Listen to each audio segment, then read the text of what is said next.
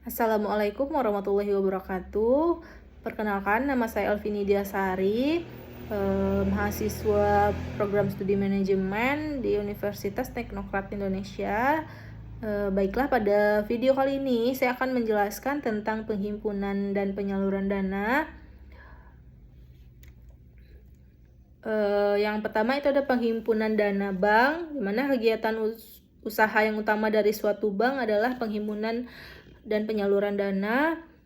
Penghimpunan dana juga bisa dikatakan sebagai proses pencarian sumber dana bank. Yang dimaksud dengan sumber-sumber dana bank sendiri adalah usaha bank dalam menghimpun dana untuk membiayai operasinya.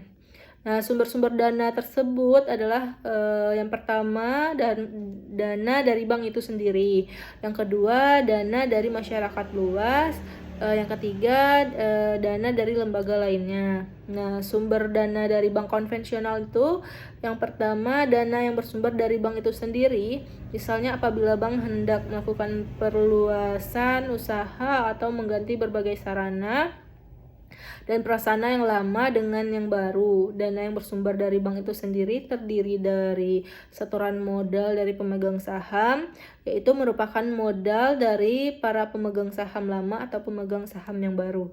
Yang kedua itu ada cadangan laba, di mana laba yang setiap tahun yang dicadangkan oleh bank dan sementara waktu belum digunakan. Yang ketiga, laba bank yang belum dibagi merupakan laba tahun berjalan tapi belum dibagikan kepada para pemegang saham. Yang kedua itu ada dana yang berasal dari masyarakat luas, di mana dana dari masyarakat luas ini bank dapat menggunakan 3 macam jenis simpanan atau rekening. Itu simpanan giro atau demand deposit, yang kedua ada simpanan tabungan atau saving deposit, yang ketiga ada simpanan deposito atau time deposit. Yang ketiga itu dana yang bersumber dari lembaga lain. Perolehan dana dari sumber ini antara lain dapat diperoleh dari bantuan likuiditas Bank Indonesia atau BLBI. Yang kedua itu ada pinjaman antar bank atau call money. Yang ketiga ada pinjaman dari bank-bank luar negeri. Yang keempat ada surat berharga pasar uang atau SPBU. Nah, jenis sumber dana bank syariah itu dalam menghimpun dana, bank syariah biasanya melakukan mobilisasi dan investasi tabungan dengan cara yang adil, sehingga keuntungan yang adil dapat dijamin bagi semua pihak. Tujuan mobilisasi dana ini merupakan hal yang penting karena Islam secara tegas mengutuk penimbunan tabungan dan menuntut penggunaan sumber dana secara produktif dalam rangka mencapai tujuan sosial ekonomi Islam.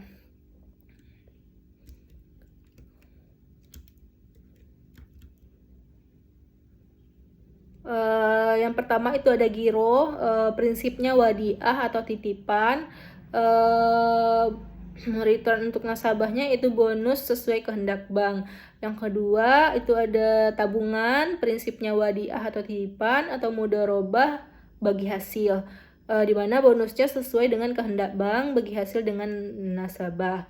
Nah, selanjutnya itu ada deposito, prinsipnya adalah mudharabah mutlaqah, terus mudharabah muqayyadah, bagi hasil dengan nisbah, terus bagi hasil dengan nisbah.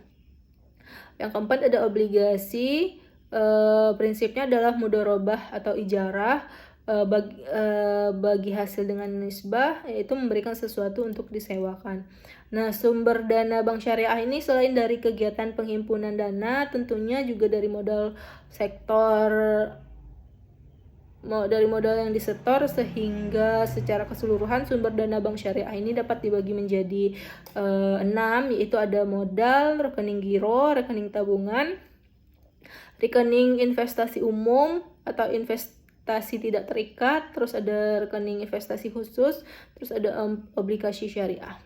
Hal-hal yang mempengaruhi penghimpunan dana itu keberhasilan suatu bank dalam memenuhinya itu dipengaruhi oleh beberapa hal. Yang pertama ada kepercayaan masyarakat pada bank yang bersangkutan. Yang kedua, perkiraan tingkat pendapatan yang akan diperoleh. Yang ketiga, resiko penyimpanan dana. Yang keempat, ada pelayanan yang diberikan oleh bank kepada penyimpan dana. Selanjutnya itu ada fungsi dana bank atau bank kapital. Yang pertama sebagai sumber dana biaya kegiatan operasional bank. Yang kedua untuk memenuhi ketentuan dari Surat Edaran Bank Indonesia. Yang ketiga sumber dana untuk investasi primer dan sekunder bank. Yang keempat sebagai penyangga dan penyerap kerugian bank bersangkutan. Yang kelima ada sebagai tolak ukur besar kecilnya suatu bank.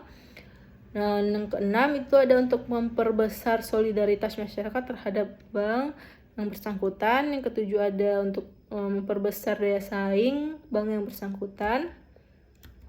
Yang kedelapan itu untuk mempermudah penarikan dan peningkatan sumber daya manusia. Yang kesembilan untuk memperbanyak pembukaan kantor cabang. Yang kesepuluh sebagai tool of management bagi manajer bank. Penyaluran dana bank ini adalah menjual kembali dana yang diperoleh dari penghimpunan dana dalam bentuk simpanan. Tujuan bank dari pengalokasian dana adalah memperoleh keuntungan semaksimal mungkin. Dan dalam penyaluran dana ini, bank harus memiliki strategi yang mumpuni untuk menyalurkan dana ke masyarakat melalui alokasi yang strategis sehingga keuntungan yang didapat bisa dimaksimalkan.